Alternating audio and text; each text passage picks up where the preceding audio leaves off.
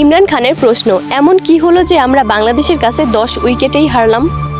বাংলাদেশের কাছে হারের পর পাকিস্তান ক্রিকেট বোর্ডের সমালোচনা করেছেন দেশটির সাবেক প্রধানমন্ত্রী ও সাবেক অধিনায়ক ইমরান খান।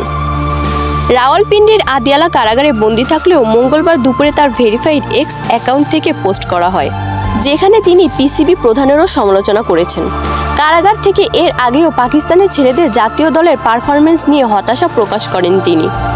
দোষারোপ করেন দেশের ক্রিকেট প্রশাসকদের প্রতি। তিনি লিখেন, ক্রিকেটই একমাত্র খেলা যা গোটা জাতি খুব আগ্রহ নিয়ে টিভিতে দেখে, কিন্তু একটা শক্তিশালী অংশের মাধ্যমে সেটাও ধ্বংস করা হচ্ছে, যারা নিয়ন্ত্রণ ধরে রাখতে অযোগ্য এবং পক্ষপাত দুষ্ট কর্মকর্তাদের নিয়োগ দিয়েছেন। তিনি আরও লেখেন, আমরা বিশ্বকাপের সেরা 4 কিংবা টি-20 বিশ্বকাপের সেরা 8-এ উঠতে পারিনি। আর গতকাল বাংলাদেশের বিপক্ষে লজ্জার হার দেখতে হলো, যা আমাদের জন্য নতুন তলানি। 2.5 বছর আগেও এই দল ভারতকে 10 উইকেটে হারিয়েছে। এই 2.5 বছরে এমন কি হলো যে আমরা বাংলাদেশের কাছে 10 উইকেটে হারলাম?